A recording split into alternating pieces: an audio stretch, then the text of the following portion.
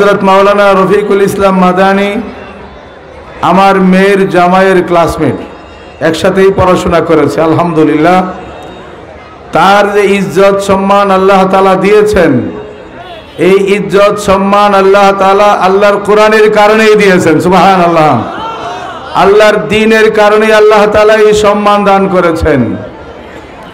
আল্লাহর কাছে সবচাইতে দামি হলো আল্লাহর কোরআন। সুবহানাল্লাহ বলেন। আল্লাহর কাছে সবচাইতে দামি হলো আল্লাহর দ্বীন। আল্লাহর দ্বীনের চাইতে দামি আল্লাহর কাছে আর কিছুই নাই। সুবহানাল্লাহ। এই জন্য এই দ্বীনের জন্য যারা ইন্নাল্লাহ তাআলা ইয়ারফাউ বিহাযাল কিতাবি আকওয়ামা ওয়া ইয়াদউ বিহি আখারিন وصدق رسوله النبي الكريم ونحن على ذلك لمن الشاهدين والشاكرين والحمد لله رب العالمين سبحانك لا علم لنا إلا ما علمتنا إنك أنت العليم الحكيم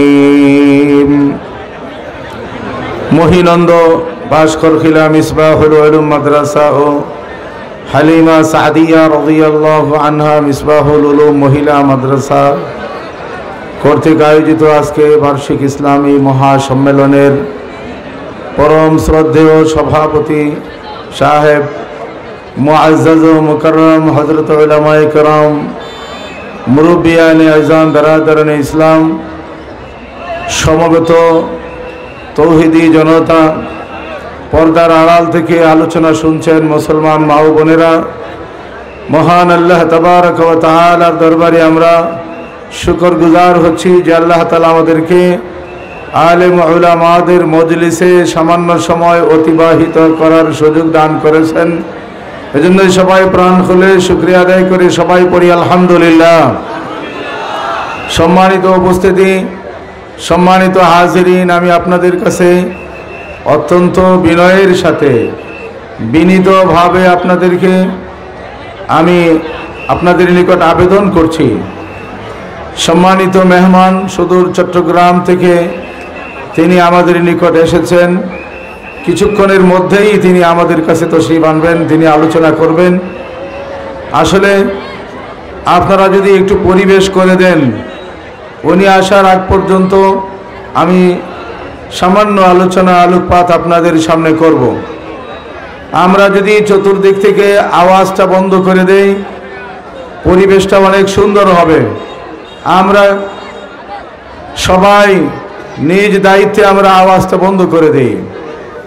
আজকে এই মাহফিল অত্যন্ত বরকতময় মাহফিল, আলেমদের মজলিস। আমি এখানে বসে যে বিষয়টা উপলব্ধি করতে পেরেছি, অগ্রসর হবে তাদেরকেও আল্লাহ পাক রব্বুল আলামিন ইজ্জত এবং সম্মান দান করবেন। সুবহানাল্লাহ। এই দুনিয়াতে কোরআন আসছে দুইটা কারণে। আপনারা মনোযোগ সহকারে আমার কয়েক মিনিট কথা শুনবেন, আমি আশা করছি ইনশাআল্লাহ। চতুর্দিক থেকে কোনো ধরনের আওয়াজ যেন মঞ্চে না আসে। মাহফিল কি শেষ হয়ে গেছে না আরো উলামায়ে কেরাম এখানে আছেন? সবাই তো কথা বলবেন। উলামায়ে কেরাম সবাই আমাদের মাথার তাজ, তাদেরকে সম্মান করা আমাদের ঈমানি দায়িত্ব, তাদের ইজ্জত রক্ষা করা এটা আমাদের কর্তব্য। আল্লাহর কাছে সবচাইতে দামি জিনিসের নাম হলো আল্লাহর দ্বীন। সুবহানাল্লাহ। আল্লাহর দ্বীনের মর্যাদা আল্লাহর কাছে, আল্লাহর দ্বীনের দাম আল্লাহর কাছে আমাদের চাইতেও বেশি। সুবহানাল্লাহ। আমরা কেন আল্লাহর নবীর সাহাবীদের চাইতেও বেশি। সুবহানাল্লাহ।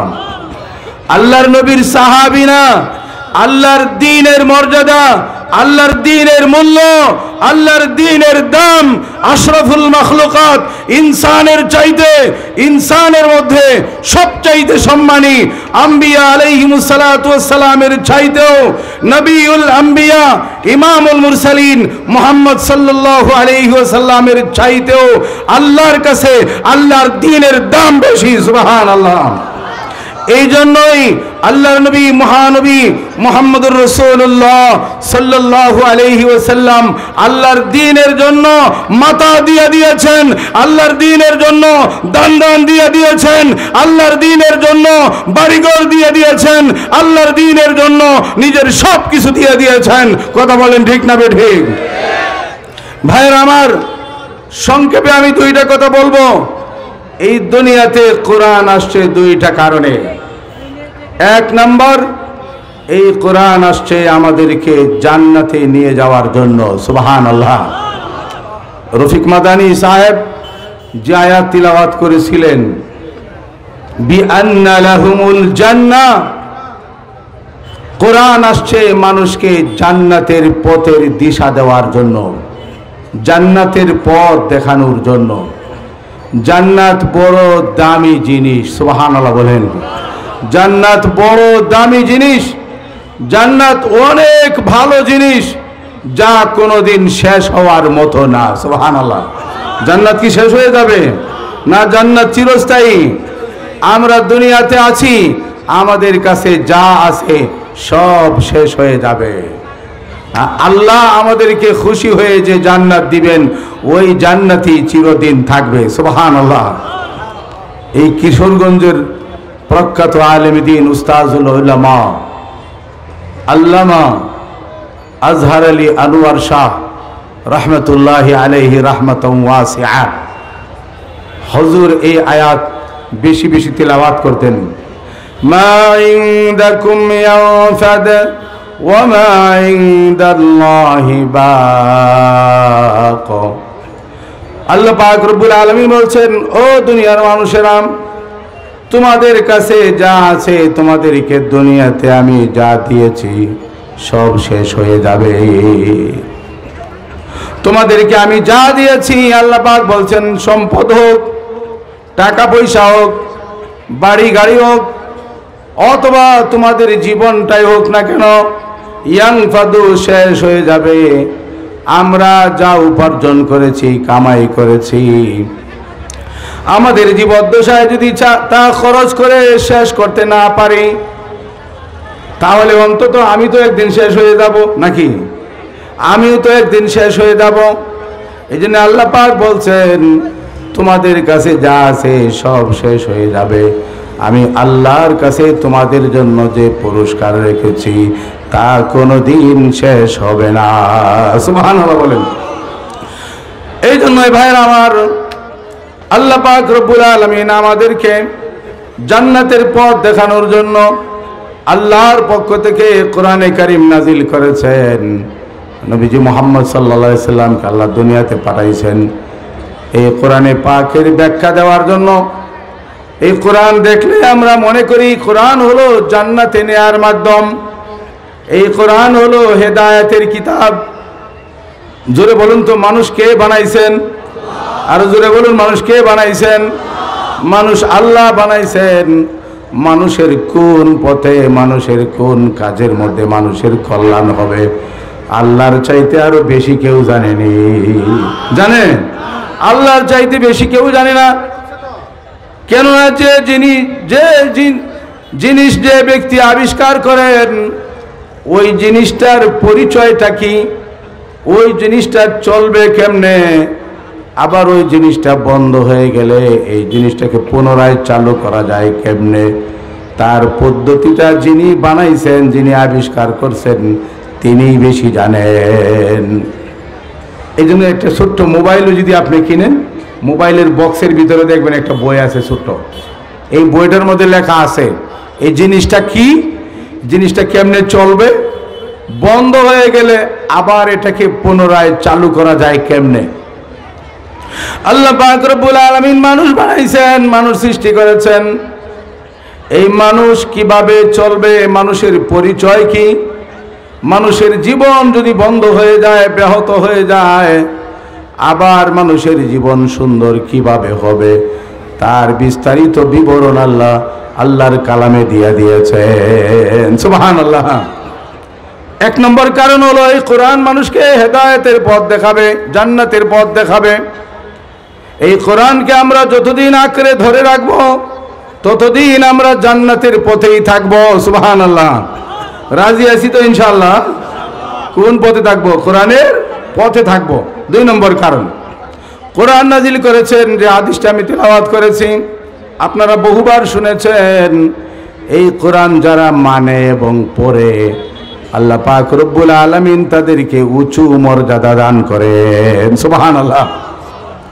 এই কোরআন আসছে মানুষকে সম্মানিত করার জন্য, মানুষকে ইজ্জত দেওয়ার জন্য। কোরআনের সাথে যাদের সম্পর্ক ছিল তারা মর্যাদাশীল হয়ে গেছে দুনিয়াতে। আল্লাহর কাছেও তারা সম্মানী, মানুষের কাছেও তারা সম্মানী। সুবহানাল্লাহ। ইয়ারফাইল্লাহুল্লাযীনা আমানু মিনকুম ওয়াল্লাযীনা উতুল ইলমা দারাজাত। আল্লাহর কাছে মুমিন মুসলমানদের মর্যাদা অনেক বেশি। সুবহানাল্লাহ। কিন্তু সাধারণ মুমিন মুসলমানদের তুলনায় যারা আলেম হবে তাদেরকে আল্লাহ পাক রব্বুল আলামিন সাধারণ মুমিন মুসলমানদের তুলনায় অনেক গুণে বেশি মর্যাদা দান করবেন। সুবহানাল্লাহ। এই কত বেশি মর্যাদা দান করবেন, এখানে একটা শব্দ আছে দারাজাত। আসলে দারাজাত শব্দটা এটা আরবি ব্যাকরণের দিক থেকে লক্ষ্য করলে এটা জামিআয়ে কিল্লত হবে। তার অর্থ হবে 3 থেকে 9, 9-এর অধিক হবে না। কিন্তু আল্লাহ পাক বলেছেন ওয়াল্লাযীনা উতুল ইলমা দারাজাত।